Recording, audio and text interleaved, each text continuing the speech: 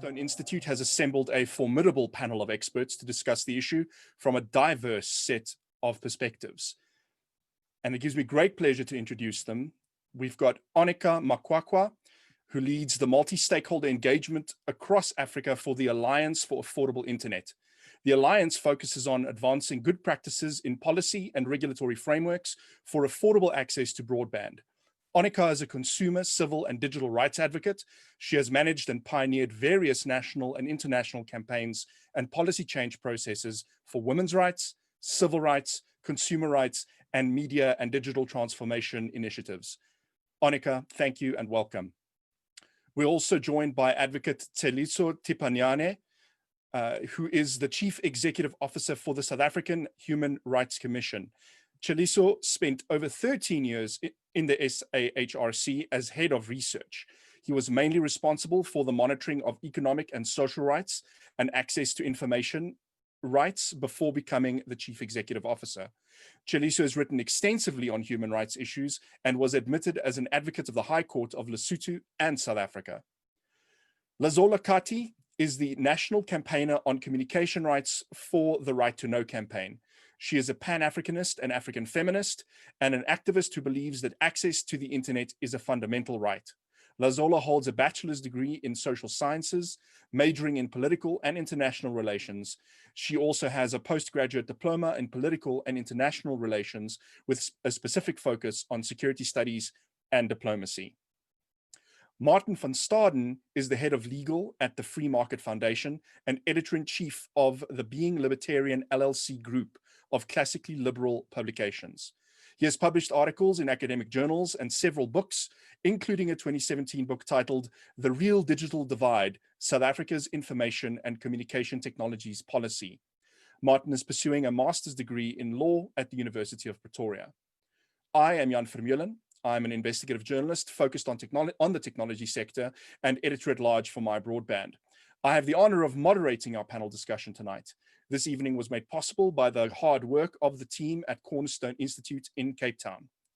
To kick things off, each panelist will get 5 minutes for an opening statement, followed by a discussion. We will also be taking questions from the audience during the last 15 to 20 minutes of the evening, so please send through your questions. I've just heard that Lazola is having connection problems and may not be able to join us for the whole evening. She will join us when possible, as soon as her connection stabilizes. I think that's quite topical for an evening where we're discussing internet access as a basic human right. So I would like to hand over the floor to Onika. Onika, please take it away and let's have your opening statements. 5 minutes, please. Great. Thank you very much for this opportunity to engage with everyone on the importance of the internet as a human right. There could not have been a better time to do this than at this moment when we are technically coming off of home together, as we've been saying, due to COVID-19 stay-at-home orders and lockdowns globally. If anything that has come out of the COVID-19 lockdown experience has been to really expose how much we need and rely on this technology and the access to it.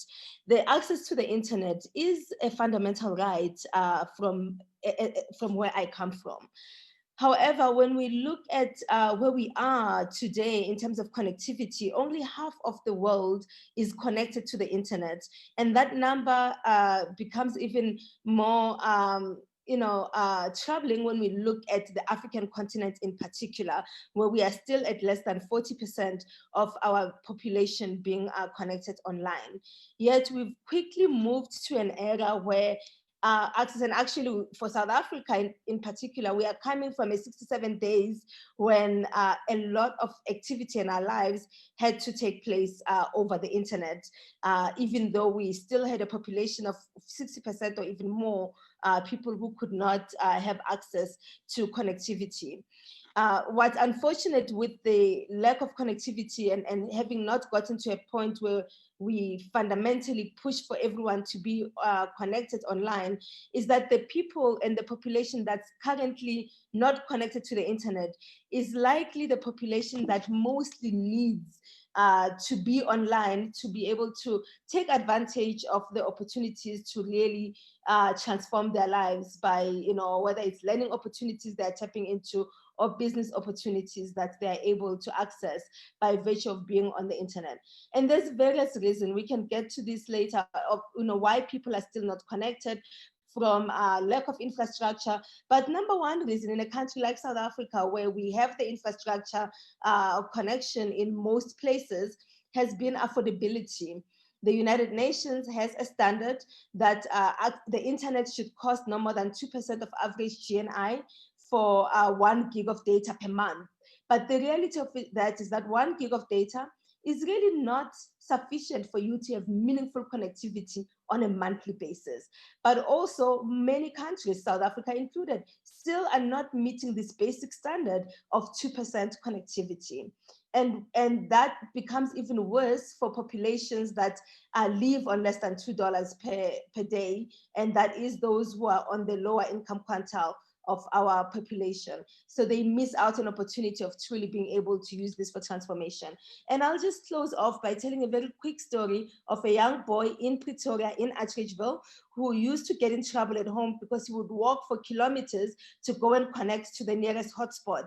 And when he was asked why it's so important for him to be online, his response was that he lives in a shack, and when he's online, he no longer lives in a shack. And that just speaks to the opportunity for people to transform their lives and be active citizens in a democracy through being able to be connected to the internet. Thank you.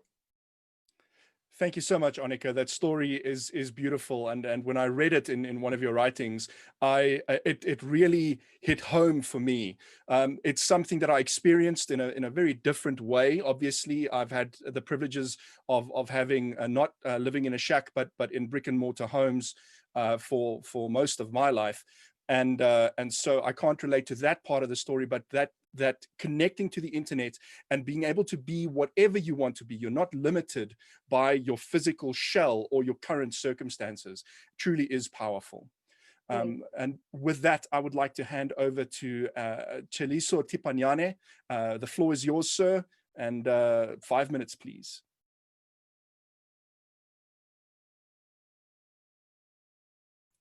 Cheliso, sorry to interrupt. You are still muted. Unmute, please. Sorry, my apologies. Thanks, Jen and the colleagues. Let me start by saying that in line with what Onika said, that the digital divide in our country and elsewhere is a violation of the basic fundamental human rights. And let me start by building up the case. So our own country, in terms of Section 1 of our Constitution, indicates that which are the founding values which inform our countries. And those founding values are human dignity, equality, human rights, but also more importantly, the need for an accountable responsiveness and openness. So already you can see the impact of the digital divide on this point. Then we go back to other issues of the rights in the Bill of Rights. We have the right of access to information. And how do you realize this right without having the tools to achieve this right? So already that's another clear indication that the digital divide is definitely a violation of these rights. We can also talk about the right to dignity and the right to equality and an equal enjoyment of the rights in our country. So it is definitely a violation as far as we are concerned as a commission, and we're trying to rally that it should be recognized as a right, that the right to free access to internet must be a fundamental human right, which is very fundamental in basically enhancing our democracy and promoting human rights. Now, I want to end by saying that the most successful, the most stable, and the most prosperous societies in the world are those societies where there are very few inequalities amongst their people. So our own country already has massive inequalities in terms of wealth, and therefore you can imagine what this divide is going to do We're already seeing the impacts of this now with the issues around schools. That since COVID-19 lockdown began, many privileged learners are able to study from home through e-learning platforms, while millions of our children in informal settlements, in rural areas, don't have this access to these facilities. Now we're going to have exams, matric exams towards the end of the year. So already it means those who don't have access to this internet are already 2 months behind, and yet the exam date has not changed. And that's why we're really pushing for this. And lastly, there have been many revolutions in the world, including the fourth industrial revolution. And we know what's going to happen to those who will be left behind. And therefore, it is very vital that when government is already giving support for other things like social grants, government must provide access to internet as a basic fundamental human right, which we need to advance human rights, but also to strengthen our constitutional democracy, because the increasing inequalities in our country threaten the stability of our country. We're seeing now what's happening in the US over the riots. Of course, that's about people being killed unlawfully. But again, this divides a recipe for a revolution in most countries, if we're not careful. If you recall the Arab Spring, that was also a result of increasing inequalities. We see already in our country, we have high levels of corruption and inefficiency. So how do our people hold our government to account when they don't have the necessary tools to ensure that there is accountability, there's also effectiveness, there's effective governance in our country? Thank you. Thank you very much. And you raised a very important point that I think is going to be a central point of argument, at least I hope it's going to be, regarding the specific need for free access, because one of the things I think that we'll need to hash out right at the beginning is what exactly do we mean by access? And when you said free internet access, I think that set the tone for what the discussion is going to be to come. So thank you very much for that. I see Lazola is online. I'm seeing images from her side. So Lazola, I'm going to, without further ado, hand over to you for your opening statement. You have 5 minutes. Take it away, please. Lazola, sorry, you are still muted. Please unmute and continue.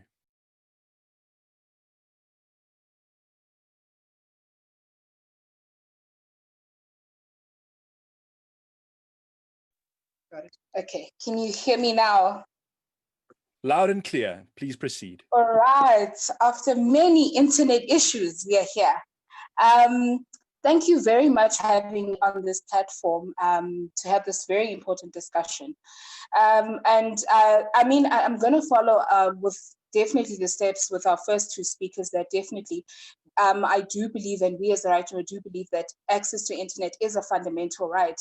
And I think that the conversation on access to internet also needs to touch on privilege and class, because we need to remember that access to internet was a privilege that some class members of higher class could actually engage in and enjoy.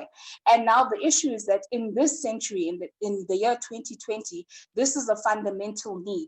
We have people that need to have access to municipal services. We have people that need to have access to educational services and even platforms to learn. So now when we don't have free access to internet, we have the majority of the population, especially in the African context, being totally cut off. And now being cut off from participating in municipal issues, you're also now being cut off from being a right-bearing citizen, because you can't participate in democracy. And so now we have a bunch of people that aren't part of South Africa, that don't have their voice actually heard, and that can't participate in the country. And so this has to be a big problem. And the way to remedy this, since we are on a digital era and we are on a digital journey, is to make sure that by law and by policy, access to free internet for all is a fundamental right. This, I believe, will push countries like South Africa, because Anika already highlighted that South Africa is not actually following up to that amount that the UN actually said that countries should be charging. So now this will actually push countries like our very own South Africa and other countries to participate in ensuring that free accessible internet is a fundamental right and is reached for all in their countries and above.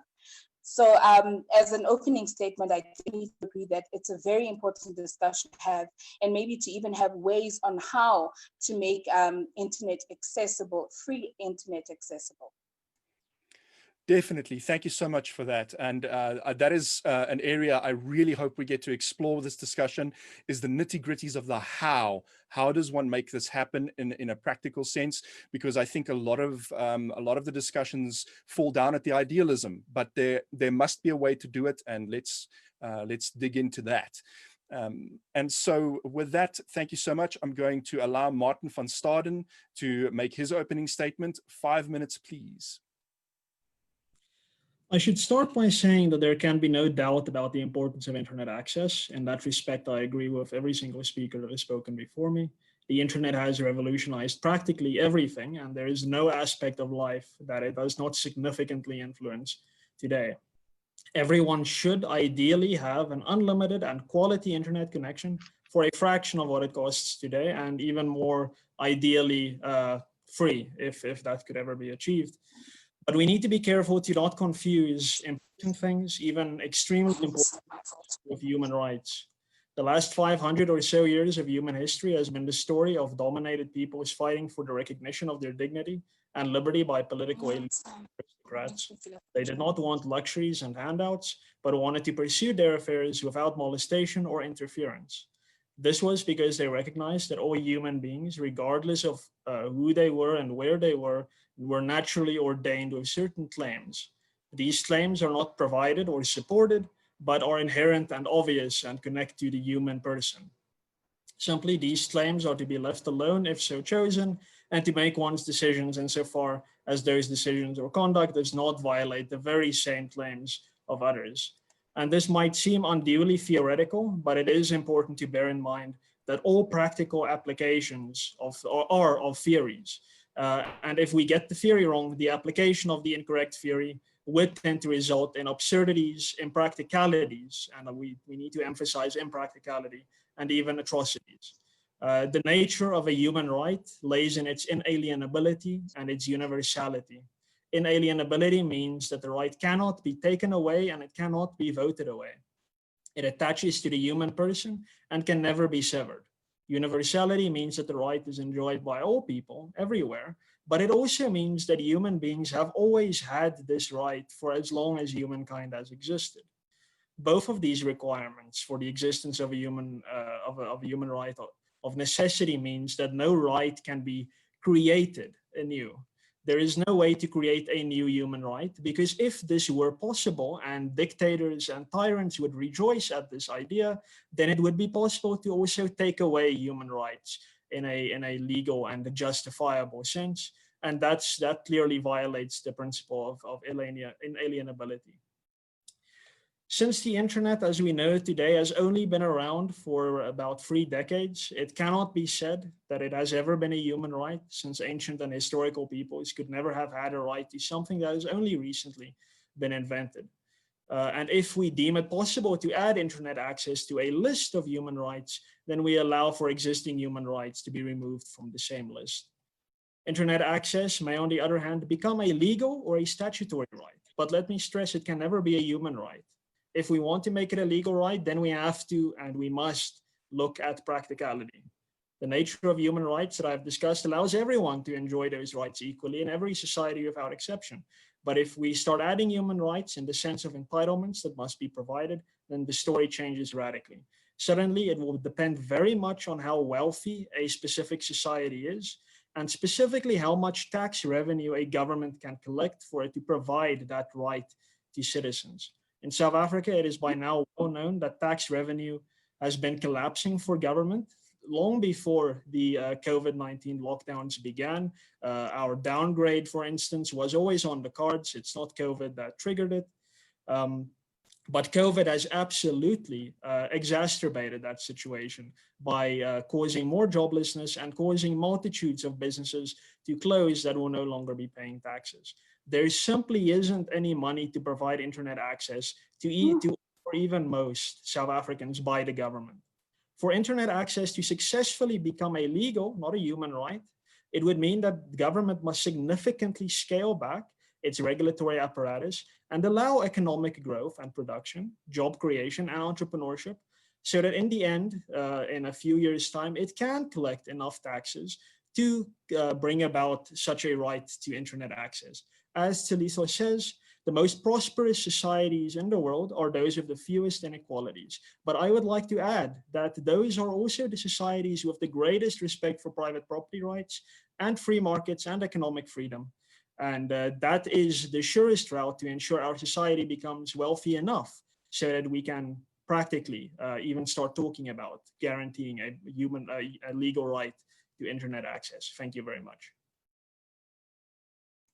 Thank you very much for that. And I think that is a great place to kick off the discussion regarding the point of the nuance around human rights. And in some of your writings, you've distinguished between them, and here you've distinguished between them as sort of inalienable rights and legal rights, and previously you've referred to them as, for example, rights of entitlement. And I think that's a great place to kick off the conversation. And so with that, Tshepiso, I would like to Tsheliso, I would like to throw the question to you. If access to information, education, and freedom of speech are considered human rights, is access to the internet an extension of that?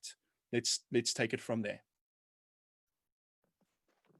Thank you. Let me just start by saying that, if we go back to the US Declaration of Independence, 1776, which is also a very important document despite everything else about the US, it says that human beings are endowed with the right to liberty, freedom, and pursuit of happiness.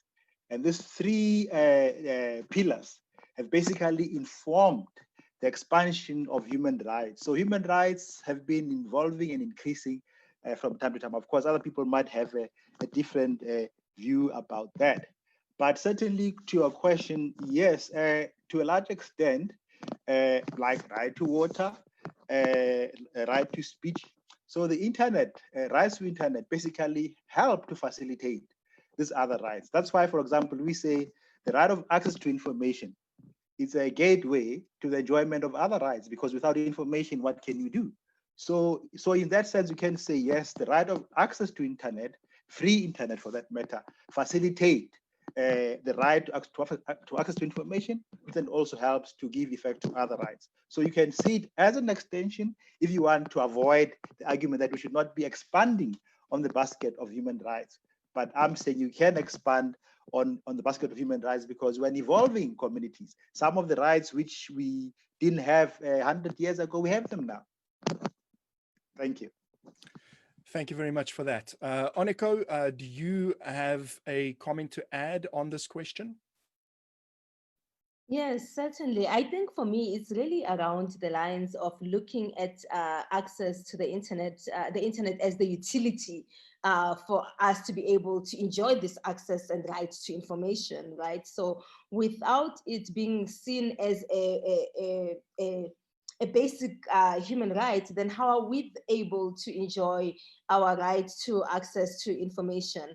But also, I mean, I think we need to also look at, what is a democracy, right? A democracy it doesn't exist only because government is there. It exists because there's civil participation in that democratic life. So do we want a South Africa where people are empowered and have the means to actively participate in that democracy? And if the answer is correct, that participation actually right now, its main gateway is by giving people access to the internet. I mean, I could respond hopefully later to the whole issue of cost. I think we should have a conversation later on around where does the money come from, but I really don't think that when we talk about rights, we juxtapose the issue of cost.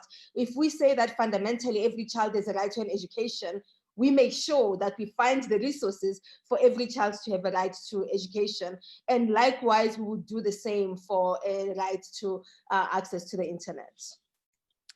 Yes, definitely. And thank you for that. We will definitely come to the discussion on the practicalities of it. I thought it would be good to start discussing some of the more philosophical aspects up front, make sure we're all on the same playing field with regards to definitions, and then we'll take it from there. Lazola, do you have something to add on the point of whether internet access should be seen as an extension of the rights to access to information, education, and freedom of speech? I think we literally just lost Lazola as I was asking her the question. Hopefully she'll come back, and then I'll put the question to her again. Martin, I'm gonna come back to you, and because it's your opening statement that led to this line of questions. And so could it not be argued that the right to access to the internet should be considered as part of access to information, education, and freedom of speech? I think the point that internet definitely facilitates the exercise of all those rights is certainly true. I think that cannot be disputed, but so does a TV broadcast camera facilitate the right in section 16.1 to a press media. So does a podium at a stage facilitate the right to freely express and impart ideas. There are many facilitators of rights, but they do not become rights in and of themselves. For instance, we do have the right to freedom of expression, but simply because I have this right does not mean that I can now go to government and say, please procure for me a expensive broadcasting camera like those they use to make movies so that I can film my ideas and impart that information to my fellow countrymen. Because that is also a very important aspect of freedom of expression. It's a facilitation of that right. But because I am making a claim on the resources, these necessarily scarce resources of my fellow citizens through tax money for government to provide that for me, then the nature of what we are talking about is different. As Chaliso correctly pointed out, the Declaration of Independence, for instance, set this thing in motion. What I do dispute is that it did not create rights. I do not think that rights are ever created. Either you have human rights, fundamental rights are ever created. You either have them or you do not. And the Declaration of Independence was a state where we finally recognized them for the first time.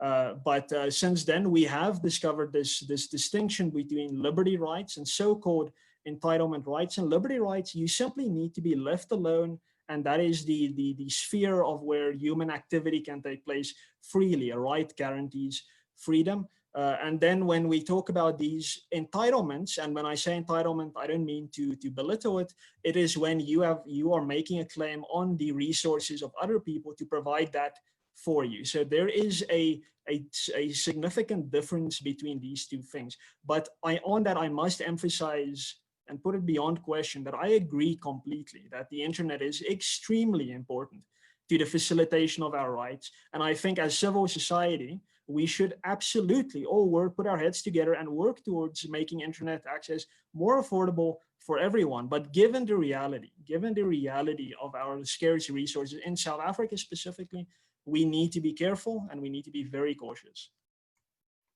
Thank you for that. And as a last point on this more philosophical grounding of what should be considered human rights, I want to perhaps make an example, and so that everybody here and everybody who is watching us are on the same page. So we've seen many countries use internet access as a tool for population or information control. Now, we've spoken about access to information, education, and freedom of speech as essential human rights. But then we have countries like India, Pakistan, Syria, Iran, Turkey, Ethiopia, Guinea, Egypt, the Democratic Republic of Congo, Uganda, and Zimbabwe, who have resorted to shutting down internet access during protests, riots, or other crises. And then you've got, on the other hand, you've got countries like China and North Korea, which control day to day what citizens can or cannot have access to on the internet. I mean, this is a reality we don't even really contemplate in countries like South Africa. And can you imagine what would have happened in the United States with the protests happening there now if the executive were able to just shut off the internet?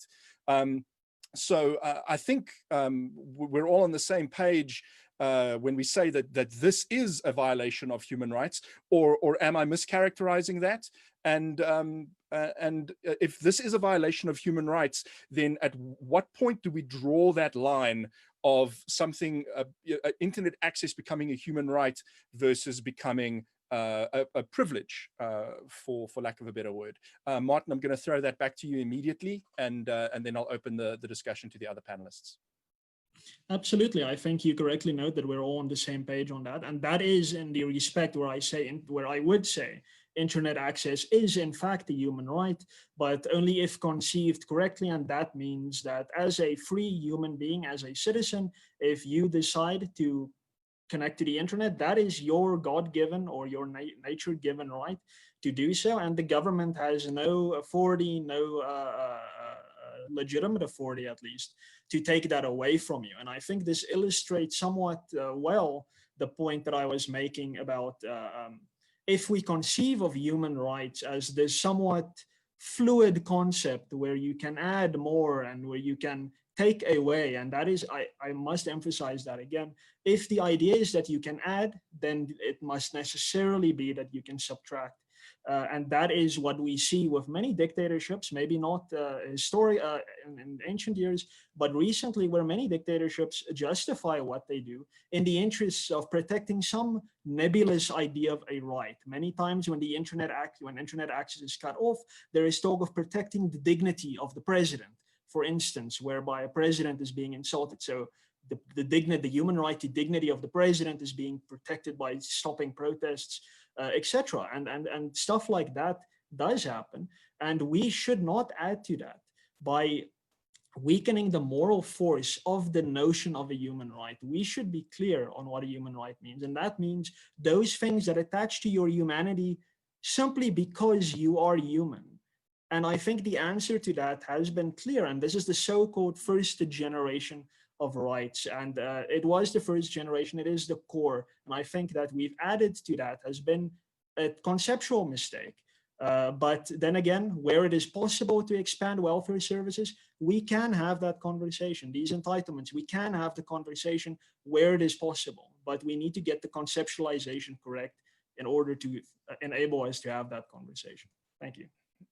Thank you very much. I'm going to throw this open to the other panelists. Onika, do you have something to add? And I see that hand, Chaliso. I will throw it to you right after this. Onika, do you have something to add? Yeah, so I think I just really want to say that, you know, we at least I hope agree that the internet is a powerful instrument for this century, especially in terms of increasing transparency in the conduct of government and in enabling people to engage and participate in a democracy.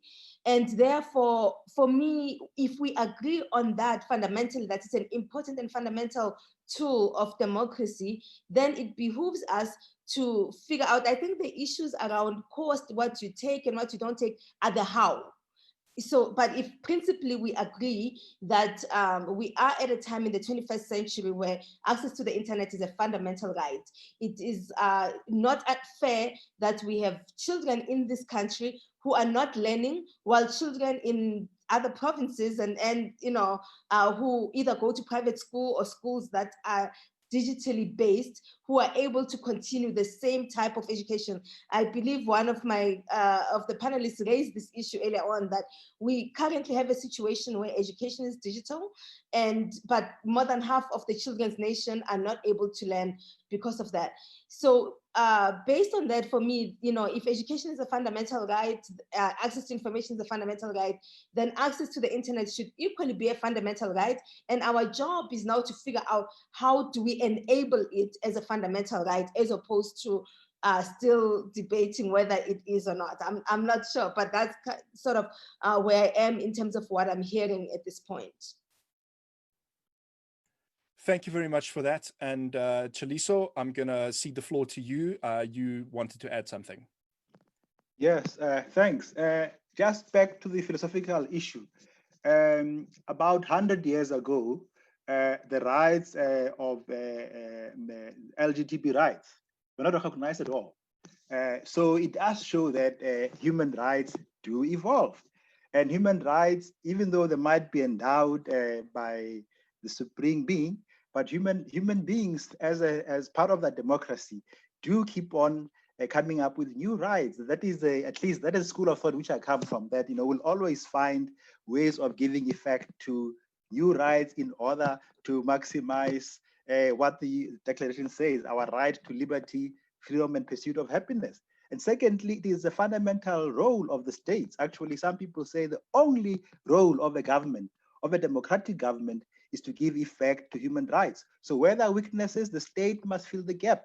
Otherwise, then we'll end up having what it was called by the Constitutional Court hollow rights, that many of these rights then could be hollow if we don't make sure that they're effective. So you can imagine we say you have the right to vote, but you must go and buy your own ballot paper. How will that mean? So the same thing, you can't have all these rights and then you don't have the tools to give effect to them. So to actually ensure that there are tools, we are saying whether you agree on the issue of rights being evolving or not, but at least we have to agree that without access to internet, these rights will be hollow for many people in our country. And therefore, what is then the point of having a democracy and saying we subscribe to human rights and equality and dignity and all those rights? So we can at least agree, as a good lawyer, argue the first argument and the alternative argument. Thank you very much for that. And I think that has hopefully set the tone for the kind of discussion that we want to have tonight, is to get at the very core of this issue. And with that, I'm going to first take some reactions from the audience and then ask for feedback from the panel before moving on to the more practical, pragmatic matters of, let's say, we recognize free internet access as an inalienable right. Then what does that mean, and where do we go from there? So first things first, Samantha Arendts posted, Wi-Fi and data like freedom is considered a privilege in South Africa. At the same time, it has become a necessity in our daily lives, work and school. However, the people who are in dire need of this service are overlooked and rarely considered. Adam Spires, I'm going to read a whole bunch of these. Feel free to make notes, and I'm happy to go back to them if you need a refresher when you react. Adam Spires said, if internet access is a human right, are connectable devices a human right? So let's make that quite practical. An expensive smartphone or a laptop, do those become a human right because internet access is a human right? Because what good is internet access if you don't have a device with which to access it? Where does one draw the line? Sorry, Adams, I think I might have put some words in your mouth there, but I'm trying to add context as well. Shireen Orphan said, at what stage should free internet access be implemented when we are unable to adequately address basic survival needs? And so things like the right to education have come up a few times, and the right to basic human dignity is in the South African Bill of Rights, and where we have issues where there are communities without properly running water and flushable toilets. I think that's a discussion worth having. David Ferreira says that it certainly is a human right, I believe he is trying to say. Society is being pushed to a digital era where you will have to have internet to interact and function in the new normal that society is. We don't have a choice, and the ISPs know this. Renee Ngwenya said, we have to put this discussion in the context of the current. We have to also address the privileged and the disenfranchised and issues on current unequal distribution of resources, power, and privilege. And then Christu Hattung asks, if someone has to put in labor to produce X, can we say that people have a right to X? Adding a bit to our philosophical discussion. Okay, that is a lot. If you need a refresher, I'm happy to go back over some of those points. I'm going to begin with Annika. If you would like to react to some of the audience's comments, please go right ahead. Yes, certainly. So actually, quite interestingly, earlier this week, the Alliance for Affordable Internet and the World Wide Web Foundation, which was actually started by the guy who created the World Wide Web, said Tim Berners-Lee, we actually introduced a standard for meaningful connectivity. We've had a standard on affordability, which is the one I discussed earlier about the 1 for 2, 1 gig for no more than 2% average income. So the same way, once we've agreed that access to the internet is a fundamental right, then we need to really come up with a standard for what is meaningful connectivity, right? Because I mean, you could have all the data for free. If all you are doing with all your data for free is going on social media, that may not be the kind of meaningful connectivity that is desirable to create the kind of transformation and active participation that is desired by this right. So our standard on meaningful connectivity actually talks about adopting standards on minimum speed, adopting standards on what kind of devices are required for that meaningful minimum level of connectivity for individuals. Does accessing the internet once a week equal to meaningful connectivity or less? And the reason for doing this also is that, you know, we've been doing a lot of work around the digital divides, and we are finding that we live in a region in Africa in particular where especially the gender digital divide has been widening. It's not just only about whether people are able to connect online, it's about how they are using their connectivity. We find fewer women are using the connectivity to be able to look for jobs, for example, something that we would consider empowering and, you know, with potential for transformation.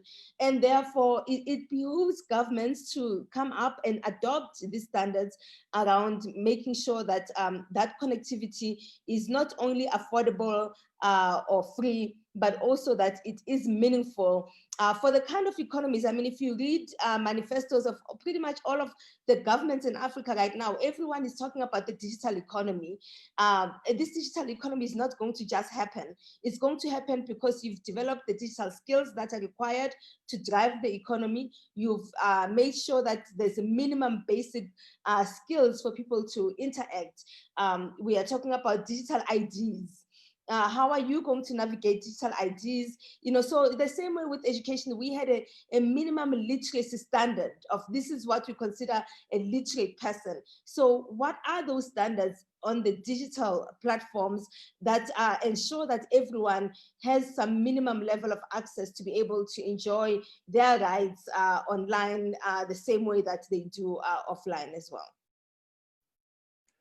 Thank you very much for that. Chaliso, is there something that you would like to add, a specific question perhaps that you would like to address?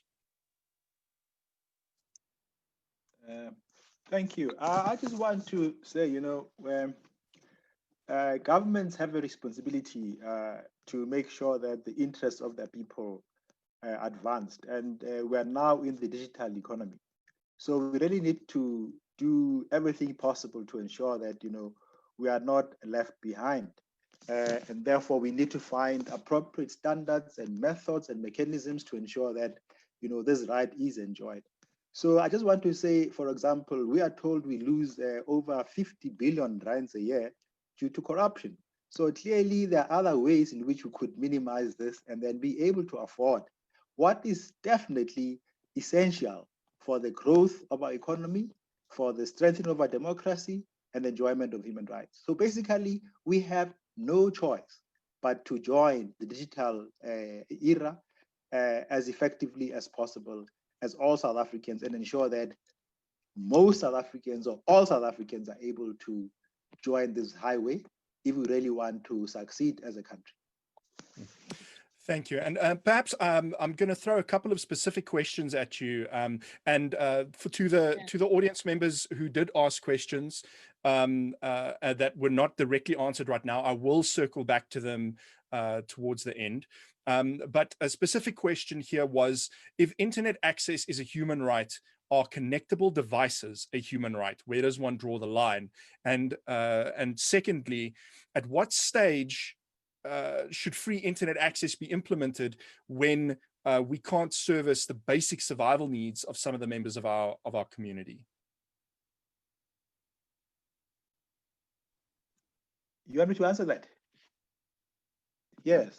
Yes, please. Yes, please. Look, at some point in time, I see Onika has got a hand up. The issue of internet should also go with devices.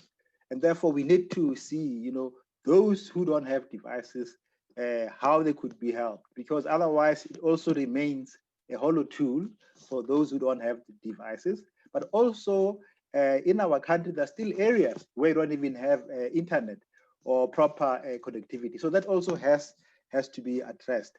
Now, as far as the issue of the maximum enjoyment of all human rights, of course, that will remain a challenge in our country.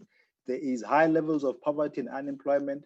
So all we're saying is that what is important is that the principle must be recognized and be accepted. Then we work hard towards giving full effect to that principle. And I think this is what we've been doing. So it means we also have to make sure the economy grows properly. There's less abuse of public resources in order to give maximum effect to all these rights. But the access to internet and devices must be part and parcel of this basket of rights, which are required to enhance our societies and uplift. Thank you very much. Onika, I see your hand and I'll come back to you now. I see Lazola has put up her hand, digitally speaking, and I want to see if perhaps her connection has stabilized enough to contribute. Lazola, I see your hand. Are you able to hear us? And can you please add to the discussion what you wanted to add?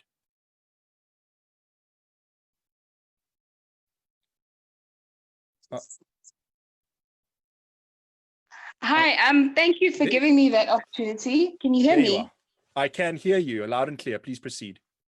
Okay, so basically just my reactions, especially to the question of how do we then address basically coming to a point where we're giving internet access when we can't even do our basic, when we can't even deliver basic human rights. And I think one of the panelists highlighted this, that if we can deal with the issue of corruption in this country, there is definitely an amount of money that can see us moving to a journey whereby free internet is actually available as a human right.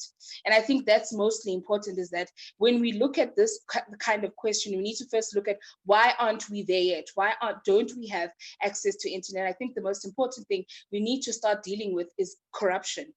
And in actual fact, one of the other things that was highlighted in a report by the Competition Commission, their final report on data costs in general, is that they highlighted the lack of enthusiasm from the government to actually provide infrastructure in poor communities to be able to have access to internet. So that's another thing that we actually need to look at, is the appetite of the government to provide fundamental rights such as access to internet. And I think one of the most important questions and ways to answer the distribution of unequal resources begins there, is that the appetite for the government and for stakeholders that are meant to ensure the realization of fundamental rights, are they doing that job?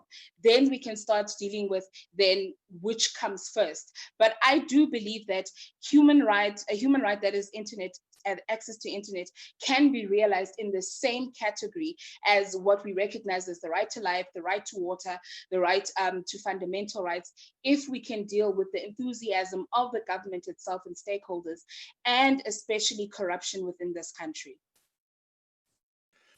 Thank you very much for that. And yes, that is a very important point when it comes to ultimately paying for the infrastructure and the data. We're definitely going to have a discussion about where that money comes from and how to make sure that that money is used in the way that we envision.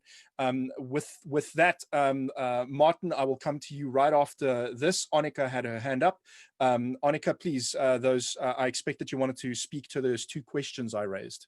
Yes, certainly. So, and thanks, Tediso, for finding the money for us to actually get this done. So, I just wanted to point out that, I understand the concerns in the questions with regards to connectable devices as well. So, yes, we need to have a minimum standard of what's minimally required for people to have that meaningful connectivity, right? But also, let me just, remind us, because I feel like we are quickly getting into the how, that we are one of the countries, and this is actually a requirement by the United Nations, that we have something called the Universal Service and Access Fund. South Africa actually has a Universal Service Fund called USASA, UWSASA, and the role and responsibility of USASA is to collect money. It's actually funded through profits coming from the mobile operators. I'm not sure what percentage South Africa is agreed on. I should really find out. But this money is there to ensure universal access. So where mobile operators are not able to go because it's commercially not viable, this fund actually partners with entities in the sector to enable that connectivity. But we have seen progressive use of universal service funds across the board, not just globally, but also in Africa. Just next door to us in Botswana,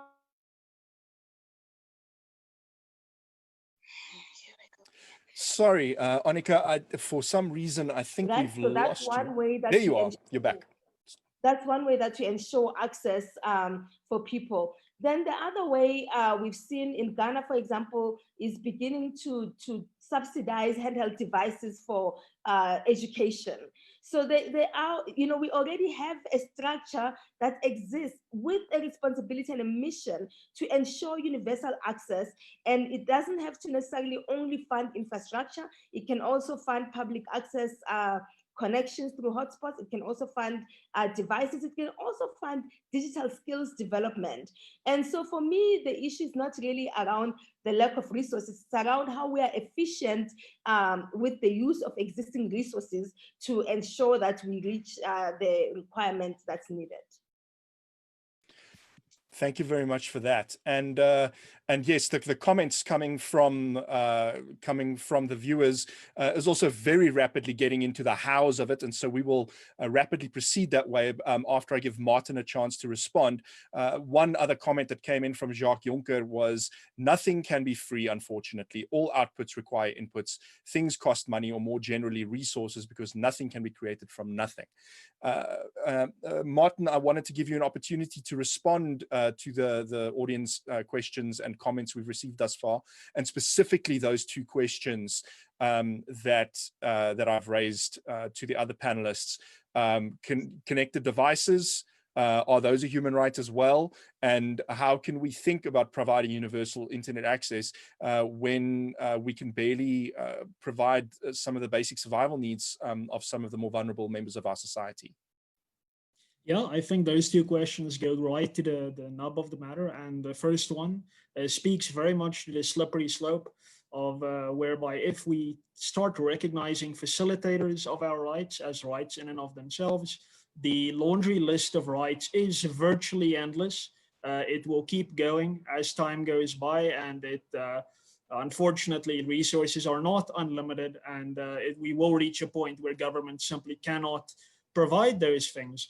And I think that gets into the broader point of the how, which I'll slide into as I conclude my remarks. But the question of the rights already contained in the Constitution, which are already there, that provide for a basic standard of living, we have seen that unfortunately our government has not been totally successful at achieving this. And I must emphasize that at the dawn of democracy, when South Africa came out of its very authoritarian past, our government under the current ruling party did a remarkable job in building houses, rolling out infrastructure, especially water and electricity infrastructure, a remarkable job.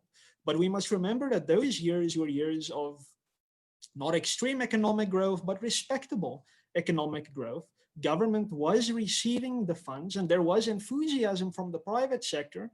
There may be concerns about the principle of the matter, but practically there was enthusiasm from the private sector to support government in those massive projects. That is the goodwill between the private sector and the public sector, even though it may still be said to be there, is gone because of the problems that my fellow panelists have pointed out, specifically corruption in this country. And I would like to finally be able to agree with all of my fellow panelists on something entirely, and that is that, yes, part of solving this problem and a small part of extending data and internet access to a lot of people would be to get rid of this black hole of funds that exists at the heart of our public sector that sucks up necessary and scarce resources. But then another question talked about the inequality and distribution of unequal resources. And I think that's important because while it is absolutely true that there is an unequal distribution of resources in South Africa, our focus needs to be on the creation of wealth, on the creation of new resources, because this existing pot of resources was during the previous regime created for a very, very small population, and that is not going to work for our growing and our youthful population. We need to grow the wealth pie, and the way to do that is through economic freedom. And we cannot see internet access and specifically the data sector in isolation from the rest of the economy.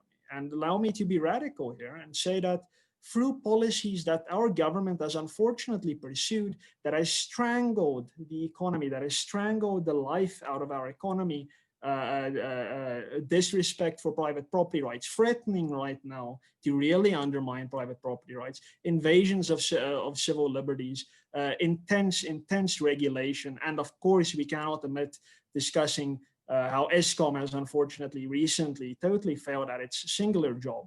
And that has also led to economic ruin.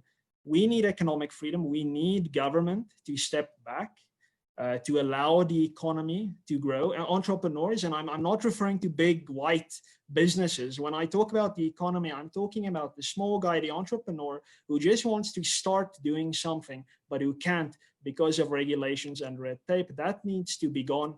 As we see in Europe, the driver of the economy is the small business, the one-man show, the 10-man show. We need to enable that. We need to move from a government-centric view of society, which unfortunately I think my fellow panelists to a large extent have, in that we see government as having to provide these things and government this and government that, to a civilian, for lack of a better word, a citizen-centric society, whereby we trust each other and we enable each other to build these things for ourselves. And through doing that, economic growth will happen, job creation will happen, incomes will rise, as they did for all race groups right after the end of apartheid, when we were at our most free as a market, as a free market.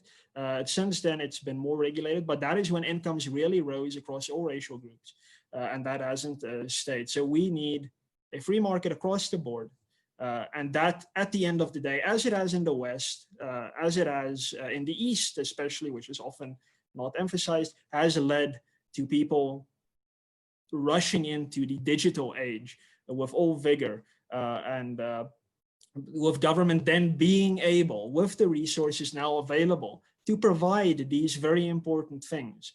We cannot leapfrog. We cannot leapfrog over the necessity of having a free economy, of having an open economy, to a point where government, unfortunately, it appears magically, provides us with these things when taxpayers are leaving our shores in droves, when there is widespread disinvestment. It simply cannot happen. Otherwise, we're talking about a fantasy, and we should get off the fantasy and to the reality and say, let's grow the wealth pie so that we can pay for what it is we're all agreed we need in South Africa. Thank you. Thank you very much for that. And we've touched on the practicalities of making this happen. So let's talk about what it would take to give people access to the internet, and to give South Africans universal access to the internet. And so let's start with, I had a question here regarding just laying down some basic definitions. What does internet access mean? I think it's important for us to kind of have a basic agreement of terminology here. And so where do you see that? Is it purely there's a cell tower near your house, and you have, that signal reaches you and you can connect to the internet via that cell tower, or does it mean being able to afford data to use that cell tower? Does it mean being able to afford a device? Does it mean, never mind cellular data, does it mean a fiber connection to your house? Is that access to the internet? So state your opinion and in that regard, and then let's talk about the practicalities of making this happen. Whose responsibility is it to provide that access, and then how does that happen? So Aisha Kaji from the platform is saying, one of our audience members is saying, in the same way that households get a minimum amount of water for free, government needs to enact legislation that a minimum degree of connectivity and data is available to households. That's one approach that's suggested. So while we're at it, say whether that sounds reasonable to you or not. Chiliso, let's start with you, and let's take it away. Thanks. I'm glad you mentioned water, that access to water is vital and the state has to provide water. And therefore, for me, I see issues of internet access and all the accompanying appendages as vital as water. And therefore, we have to make sure that the basic minimum to enjoy this right is effected by the state, so, you know, as some say, tools of trade.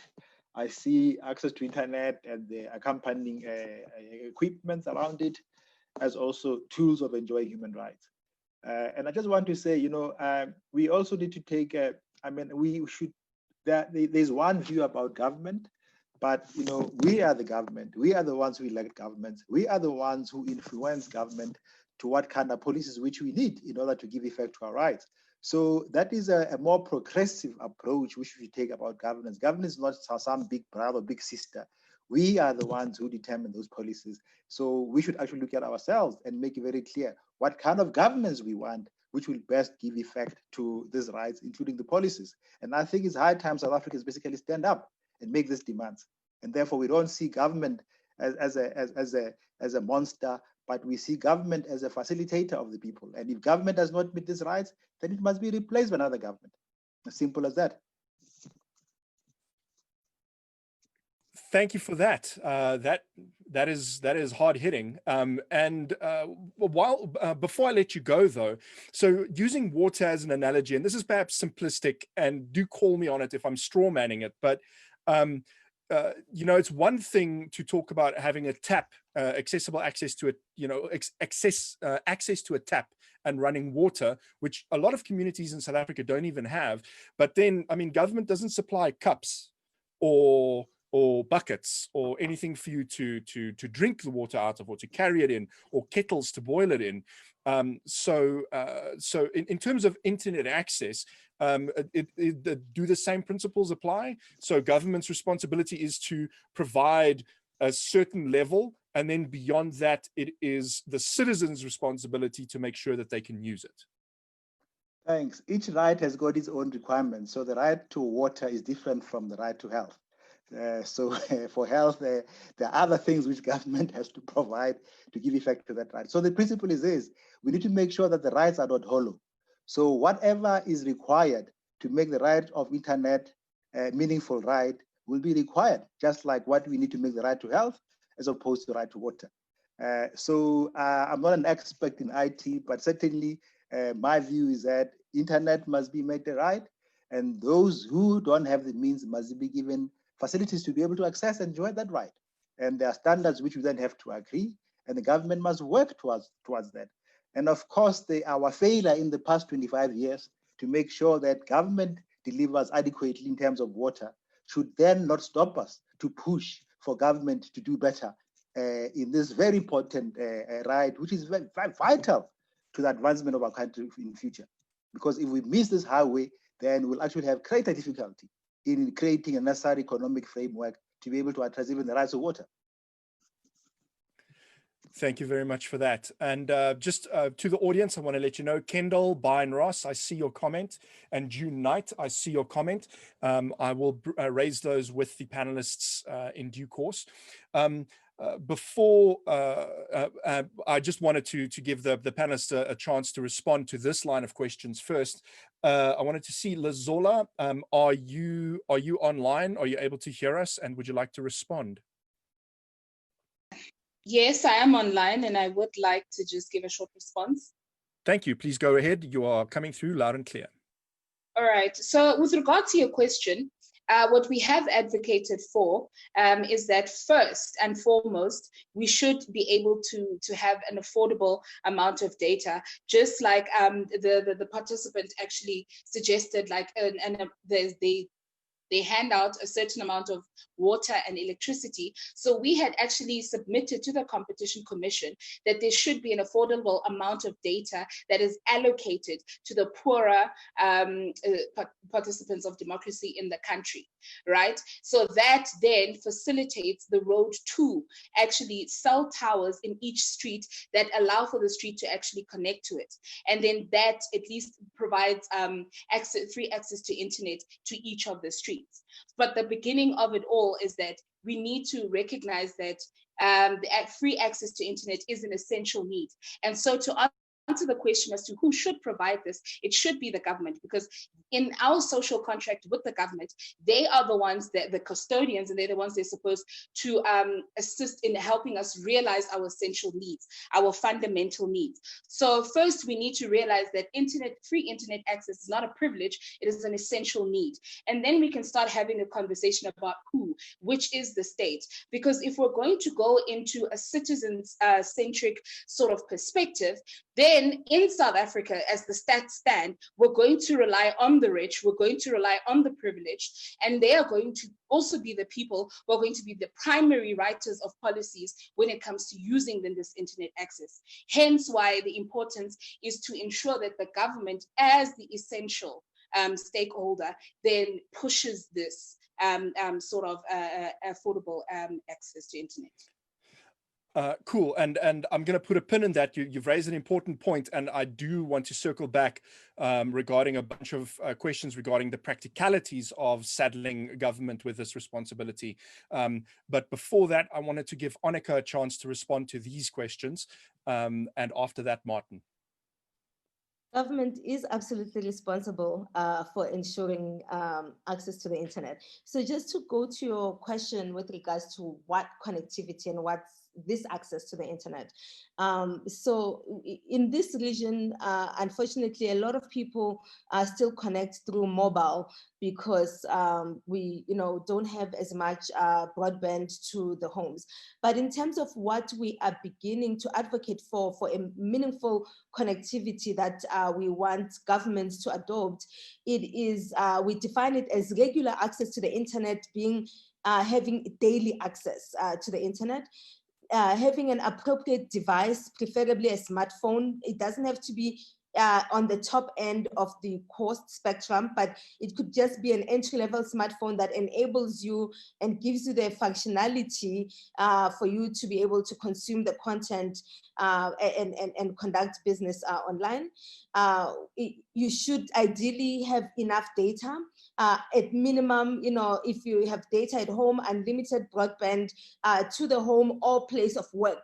So your connectivity doesn't have to necessarily depend on being specifically at home, but if you're at work as well and you have access to connectivity, what we actually saw during COVID-19 stay-at-home orders is that the rate of people who had access to the internet actually went down because a number of people rely on that access through being at their jobs. And also speed. I think it's really important for us to talk about the quality of the connectivity so that speed, at least a 4G mobile connection level as a minimum standard is one of the things that we need for government to look at as a basic standard to build this digital economy and this 4IR revolution. Otherwise, it's just rhetoric and not something that will actually be realized. Thank you very much. Martin, the floor is yours. Yeah, so given my diametrically different approach than the fellow panelists, I can say quite comfortably that I would regard internet access as being daily, high-speed, stable connection. I say that with a high degree of comfort, and I think all people should ideally have that, and I have really a true moral commitment to that happening. But given that I do not accept the premise that it is in fact a human right, I think that we need to find a better way to achieve that point. And I think, again, a little bit on the practicality, is to look at the rest of the world and see how the prosperous societies got to where they were, and how people in those countries have virtually 100% internet access. And to me, the answer is relatively simple. These countries, and I focus specifically on Europe, there's always this idea that Europe has always been this place where government has led the economy, this somewhat communist utopia. That has, of course, not been the case. Europe, for most of its history, has had quite a free economy where the private sector, and again, that does not just refer to big corporates, but to you and me, the street trader, where these people have the right to establish themselves, to engage in their own economic activity. This happened not over a matter of years, but over a matter of centuries. That created the wealthy middle class lifestyle that middle and upper class lifestyle that so many European and North American states enjoy, that enabled today in the 21st century these governments with a very strong and established economy to bring about what we know today as the European welfare state, whereby many things are provided by government, healthcare, etc., for education for free to citizens. That is all built on the back of a strong economy. And unfortunately, and I say this with the greatest pain in my heart, I don't enjoy saying that we cannot afford it and therefore it's not it's not a right. I don't enjoy that at all. It's simply a reality. We don't have that same base to jump up from and say, wow, they don't have pit toilets. People don't sit in dilapidating clinics looking for healthcare. They don't live in shacks. They live in brick and mortar houses. We don't have that. We have an incredibly poor population. And because of the COVID-19 lockdown, it is going to get far worse than we were coming in. We are going to see millions, potentially more, unemployed, receiving zero money. And that does not just mean that these big corporates or whoever the taxes to fund this, I'm sorry, but this fantasy that South Africa can provide free or even affordable internet access can come from. That money it's leaving the country at best, and at worst, it is simply gone, destroyed, because of what has happened in South Africa, at least mostly over the last decade and a half-ish. So I must get back to that fundamental point. If this is what we want, and it is absolutely what we want, internet access, meaning the fiber connection to your house, to your cottage, to your flat, that is internet access. If that is what we want, we need a prosperous society. And if we want a prosperous society, we need to do the hard work, and that is to free the economy, cut red tape, pull government back, and in the future we can get to giving government a more activist role if we want. We're simply not there. Thank you. Thank you for that. And Martin, before I let you go, and I want to come back to the question that Lazola raised regarding government's role, and which Onika reinforced. So let's say that we as South Africa do not want to wait for this capitalist utopia to arrive, where we, our economy is strong and we have this tremendous base on which to build a similar kind of welfare state as Europe has. And let's say, okay, well, we've got these mobile networks right now. Let's see if we can get something to people in the meantime. What does that look like in terms of government's role? Would you, for example, be open to tax cuts to Vodacom and MTN and the like to fund a basic amount of data? Or do you think that basic amount of data on mobile networks is untenable at best? And while we're at it, what about the anti-competitive concerns over that? Should that basic amount of data only be if you're on Vodacom, MTN, Cell C, Telkom, or on virtual private networks that run on those networks? Or what about wireless ISPs and other WISPs that run over Wi-Fi, and standard, ADSL or fiber ISP. Should we get a basic amount of data there? Your thoughts on that before I let you go? Yeah. So look, if we're talking practicalities, then I think absolutely something like that can be considered. There are, it's definitely absolutely not going to lead to total free internet access for all 55 million to 60 million of us, but it may be a start. And I wouldn't say give tax cuts to only the big corporates. I'm very much in favor of giving tax cuts to absolutely everyone. But the trade-off there, I think, which may or may not be agreed to by the panelists, is called a voucher system. And that is whereby government agrees to pay for data for X amount of rand per citizen. But the thing that government will need to let go of is regulation and management. So no more government-owned companies in ICT, no more regulation of private ISPs, of MNOs. That will all need to go. But in exchange for that, because now with the less regulation, there is going to be more economic activity. There is going to be more profit, and more profit means more taxes. That will enable government to provide each citizen. I don't have a number. It's not going to be as high as we might like it to be, but it would provide government with that opportunity to go to each citizen and say, here is your voucher, your internet access voucher.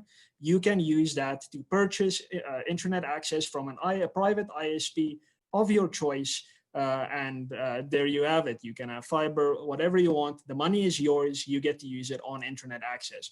That is a trade-off that I'm quite happy with.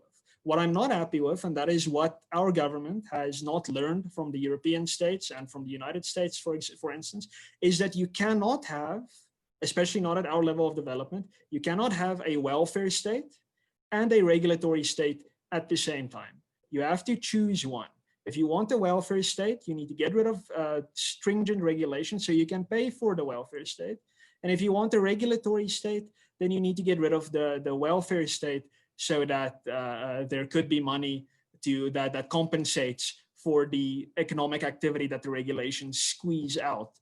So I am fine with a practical trade-off like that, but it needs to be a trade-off rather than having your bread buttered on both sides. Thank you for that. Lazola, it'd be great to have your input on that, because you mentioned that government should be responsible for this. So how do you see that happening? Are you happy with the kinds of solutions that we're talking about? I am happy with the kind of solutions that we're talking about, but I definitely think that seeing that happening begins with government and network providers and our regulators working together. And I say this because the government can ensure that regulations that force network providers to actually allow for data to be free, for a certain number, for them to provide a certain amount of data to be free. And our regulators can ensure that that is possible, because that's what got us to a point where, for instance, we had high data costs, because before the concessions that were made by MTN and Vodacom this year in April, what we had is that South Africa was being charged the highest amount of data within Africa. So for instance, in Tanzania, we had 1 gig data Vodacom being 99 Rand, and in South Africa, 150. So from the report from the Competition Commission and the research that we did, we realized that it's these three parties that are working together. So if we can have these three parties actually working together and with divided roles, then we can be able to realize a situation where we practically have free accessible internet. So I think when we're involving the government, the most important thing is, one, speak about the finances that they have to actually take out, because we do know that the government does have a lot of amount of money. It's aside from the taxes that are needed, aside from anything, but the privileges that the government officials also enjoy can be sacrificed. They can be given back to the people, because it is a democratic government. It's not a Republican government. It's not a capitalist government. It shouldn't be, according to the Freedom Charter, according to our democratic country founding documents. So this can be done if it's not only put on the burdens of civil society, private companies, and the citizens. If the government also comes to the fore, it can actually be done through the government, our regulators, and our service providers, because it's important for service providers that operate in a country to recognize that they must fulfill and play a fair role in the social, economic, demographic of the country. Thank you very much. Chiliso, I see that hand, and certainly I was coming to you next. So please go right ahead.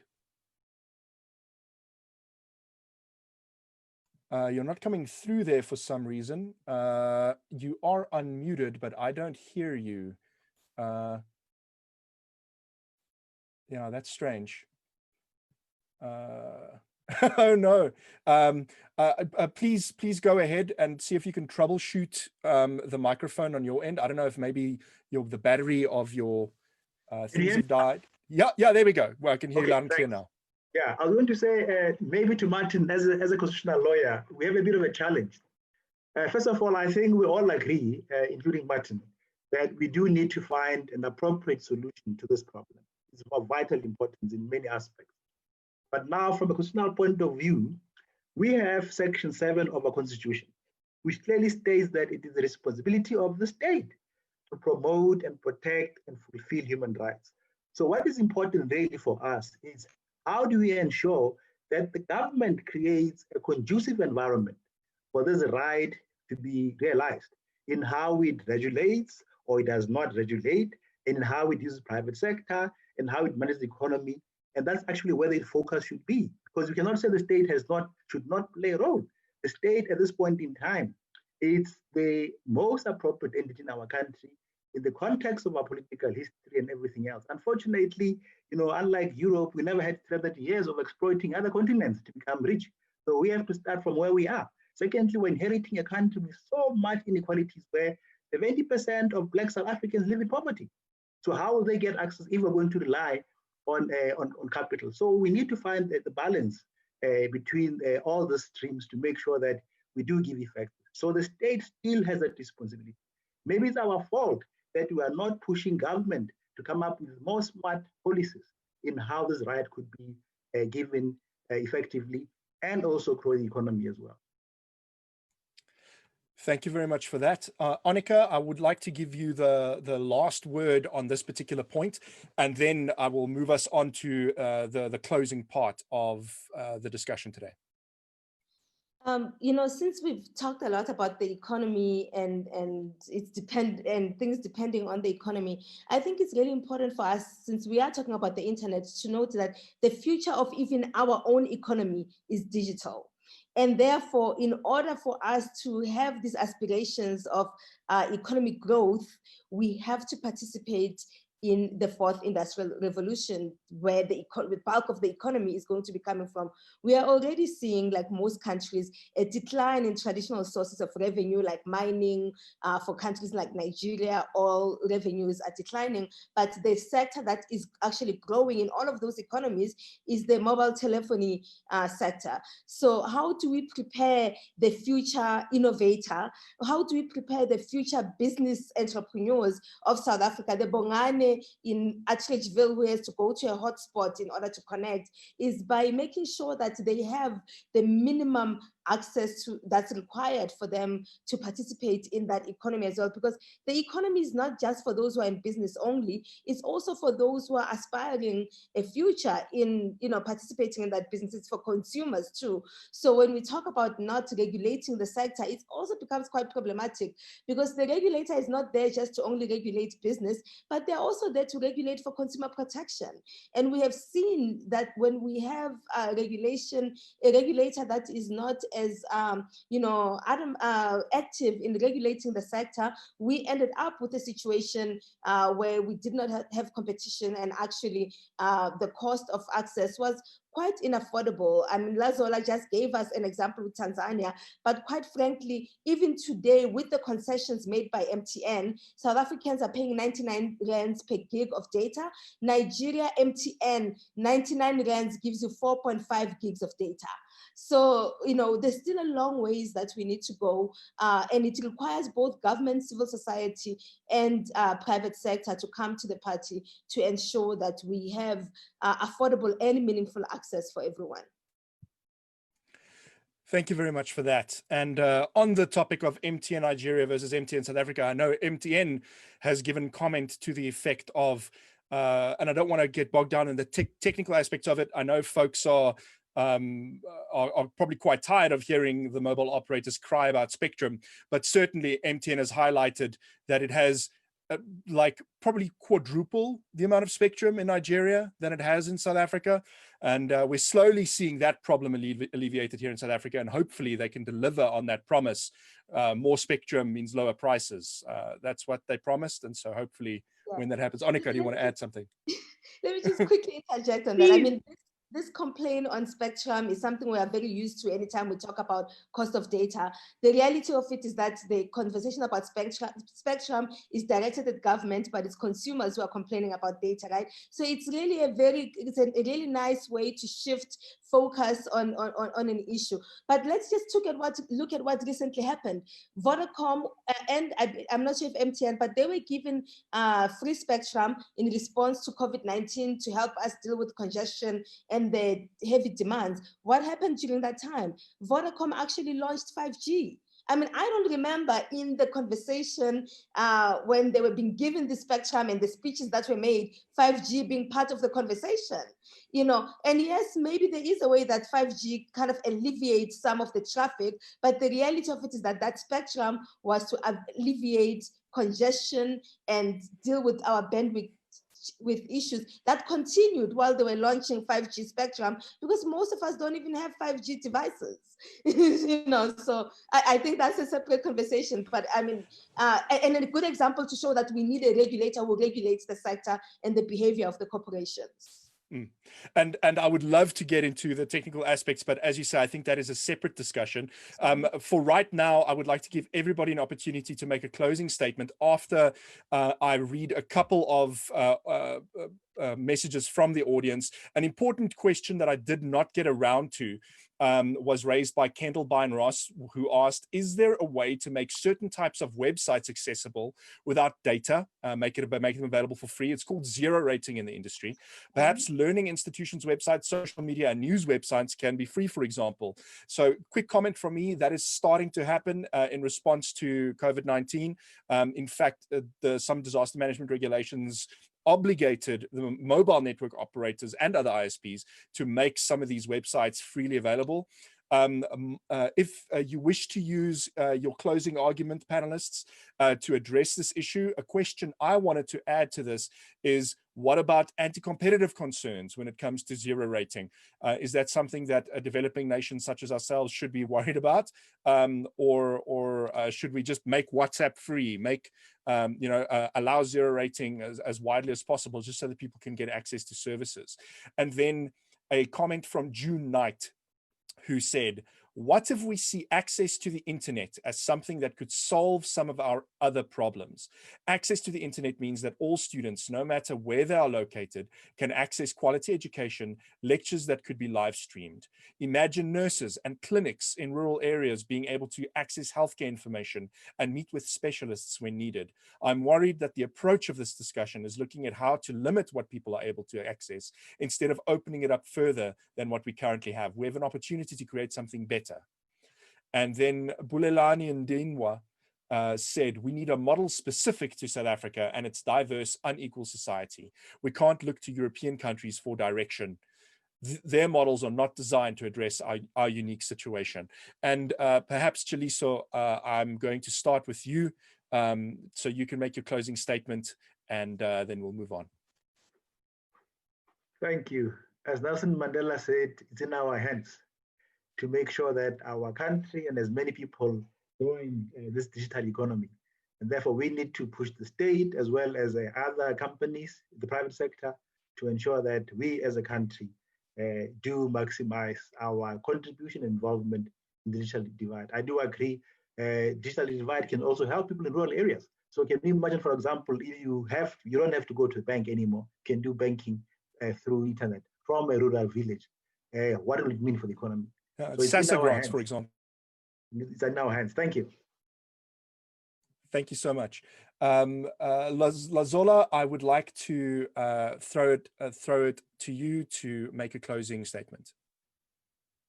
Thank you very much. I think, one, I'd just like to briefly respond to the comment and yours and then summarize that. I think the most important thing is that we've come fairly far now with zero-rated sites from network operators. The one thing that we need to now make sure is happening is that all government sites are free, and we move to a point where public hospitals and public schools are also free, because the sites, because now applications are based online. So if we can move to that point, at least we can begin to have zero-rated sites. And the most important thing is that since the MTN and Vodacom publicized zero-rated sites, we need those to be more publicized and be seen and known by the public, because from then we still have questions coming into the Right to Know campaign about people asking, where are these sites? What are these sites? So we need those publicized. And in terms of concerns on zero rating, I think that if we look at the conversation on zero rating as having essential services and essential sites as zero rated, then we avoid having the conversation on concerns around it. Otherwise, if we move on to the commercial, having commercial sites zero rated, then we're going to run into an issue where smaller networks or local networks are excluded from actually providing a service and making a profit. You have mega companies like your Google and your Facebooks, then because they have chump change, then giving free services via zero rating. But in closing, I do agree with the fellow panelists that we do need to push the government, push civil society, and push ourselves as citizens to join campaigns and to join stances whereby we are pushing our stakeholders to provide free, accessible internet, fast internet, just like Onika actually highlighted that it's very important. And we need to participate in conversations where we're given opportunities to give policy advancements and give policy comments. Thank you very much. Onika, the floor is yours. Yes, certainly. So, South Africa, I think we all agree that we have a huge challenge in terms of dealing and addressing the inequality in our society. And so the digital divides that exist are not necessarily unique to just the internet. They are basically a reflection of what our society really is. So if we see this as a huge challenge in society, in our offline lives, then it definitely is mirrored in the online digital space. So I'm not a big fan of zero rating. I really appreciate that the companies have come to the party and zero rated school websites and the different content.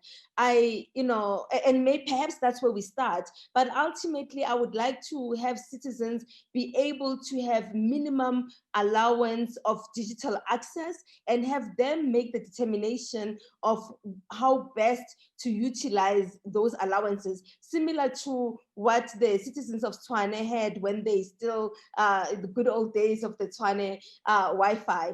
Because for me, that's really about universal access, but it's also, sort of moving away from this, nanny state mentality to actually understanding that we are dealing with citizens who are empowered to also take a role in directing how they learn online. So it's really important that we continue to have these conversations, but most importantly, it's important that government plays its role by regulating the sector, not just for competition. As you mentioned, the space has been found to be quite anti-competitive, but also to ensure, digital consumer rights. We live in a country where consumers who pay the same exact amount to MTN and Vodacom get different quality connectivity if they are in Sandton than when they're in Soweto. In fact, when they're in Soweto, they are forced to have one or two different SIM cards in order to make sure that they've got better connectivity in front of their house with one network and behind their house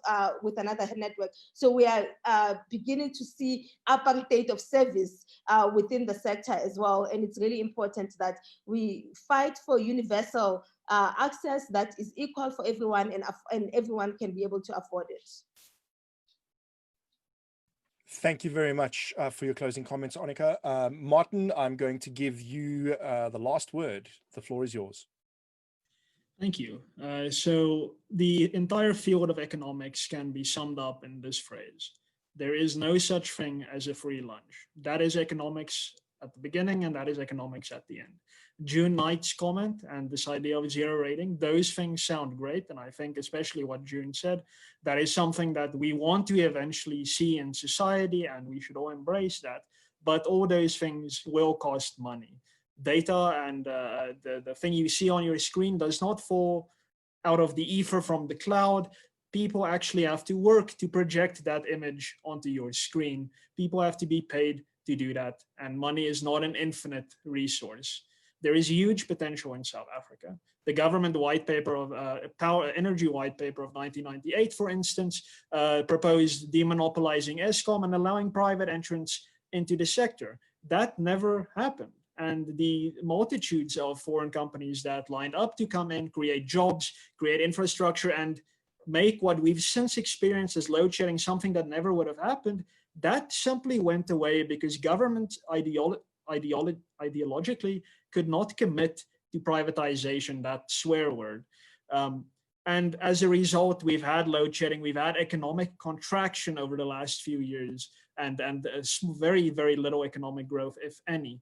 These limited resources that we already have in South Africa have been leaving. The existing pie is shrinking. At some point, there will be nothing left, and all this talk about free data access to the internet will be moot. Section 195 of the Constitution obliges the civil service to make effective and efficient use of existing scarce resources. That is a provision of the Constitution that our government has ignored from the word go. And that is unfortunate, because had it not ignored that, then we could have had a grown economy today. This discussion wouldn't have been necessary, because we would have had a huge middle class, we would have had a bigger upper class. The existing inequalities would have been virtually gone if government had just adhered to this simple principle. And if I'm allowed to just end on a slightly positive note, South Africa is not a total basket case when it comes to internet access. 52, 53% sounds low, and in fact, it kind of is. It's not ideal, but we are in the top half of countries around the world, or at least we were in 2016, as a percentage of the population that have internet access. Countries like the Ukraine in Europe, Tunisia, North Africa, Mexico, Thailand, Mauritius, a fellow African country with a far higher per capita GDP than South Africa, all have smaller online populations than South Africa. We can do better, but the culprit that has caused our total collapse, government, is not going to be part of that solution. Thank you very much. Thank you so much to my panelists for an excellent discussion tonight, a wide, diverse range of views, and I hope that everybody viewing this today found that as educational as I did. I would like to thank Annika Makwakwa, who is from the Alliance for Affordable Internet, where she leads the multi-stakeholder engagement across Africa. Advocate Seliso Tipanyane, who is the Chief Executive Officer of the South African Human Rights Commission. Thank you.